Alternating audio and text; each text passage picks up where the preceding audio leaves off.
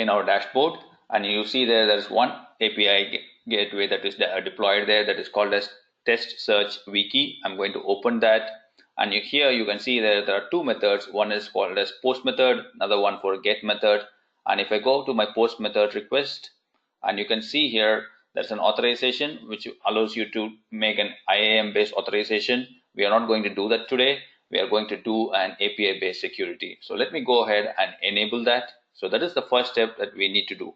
But before doing this, let me show how the request happens, and when we enable it, how the request will be denied for your customers. Let me go to my console now. Here I am in the Postman console. I'm just going to put in the URL, and we are going to make a query request and send it to our API gateway. And here you see that I'm getting a response. Likewise, I have already set up the post request as well. So I have a simple message called as country and then India and then giving a welcome message. So I'm just going to say a small change here, and then let us go and post it to the server and see the response. And you see here we get the response with the same message we sent it to the server. So we are going to enable API Gateway and come back and see when we make a request what happens to this request. So here let us go ahead and enable it for the post method.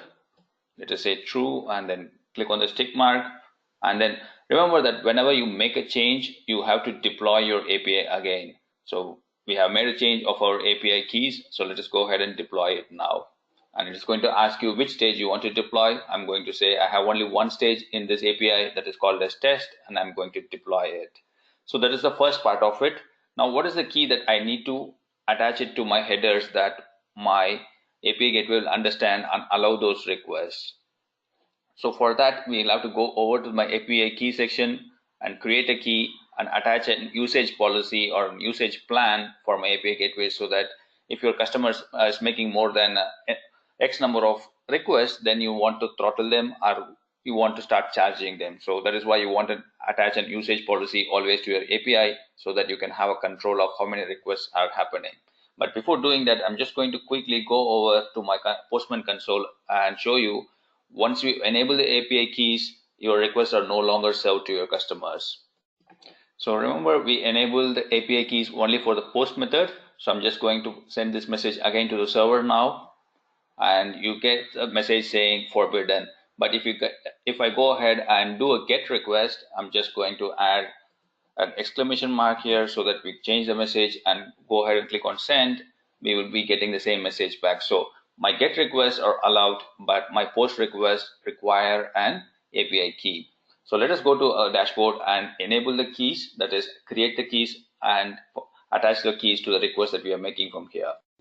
So let us go ahead and create a key. So click on actions, click on key, and then I'm just going to quickly call it as test key, and then use the same for description for now. And remember that you can have your custom keys and import them as well. For this demo, let us go ahead and use the auto-generated key, and the key has been generated, and you can take the copy of the key here so that you can make your HTTP request, or you give it to your clients to use this key to make request to your API gateway. So you need to secure it and store it in a safe place, something like AWS parameter store or your secrets manager. So the next step is to add a usage plan for our API. Let us go ahead and click on add usage plan, and it is going to ask me if there is a usage plan already. If it is not there, then we have to go ahead and create a usage plan. So click on usage plan on the left hand side, click on create. I'm just going to call it as quickly test usage plan. I'm just going to add the same thing, and how much you want to throttle it. Let us say I want to throttle it, say 100 requests per second, and I want it bursted at the rate of 10 requests. And what is the quota that I need to enable for this month? So I'm just going to say 50,000 requests per month is good enough for me, and I'm going to set next. And which stage of my API I want to attach? So click on add API stage, and you will get all the stages that you have. This is my API, and it gives a quick little exclamation mark saying not all methods are enabled. That is, if you remember, we enabled API gateway keys only for the post method and not for the gets. So that is what this reminder means. And we have only one stage, test, and then click on this tick mark here, click on add, and then click on next, and we are done here almost. So we are going to add the API key, and our API key is named as test key. So it's just going to choose that, click on the tick mark so that we can add it. And remember, you can add multiple keys to your same API gateway because you can distribute different keys to your different clients, different customers. So you can have multiple keys to your gateway. So click on done. Now that I have attached my API keys to my API gateway, I should be able to go to my console in Postman or any other terminal and start making those requests. So just go over there. So here in Postman, I'm just going to say, welcome to India, API key demo, and then I'm going to send it to the server. And of course, this is not working. The reason for that is we need to add the API keys in our headers. So how do I do that? Let me just go ahead and make it in key values. And if you don't have to see this value, let me go ahead and delete it. So if you don't see a value here, just go ahead and remove this one. And I'm going to say X API key. And remember the key that we copied from the console. We are just going to put the key here. So once you add that key, we should be able to send the request to the server and get a proper response. So there you go.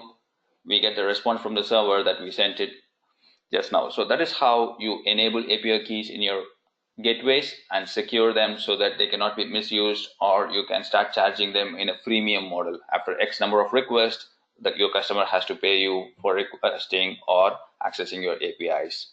If you have any problems in setting up in your account, go ahead and put them in the comment section. I'd be happy to help you with them. Thanks for watching. Happy learning.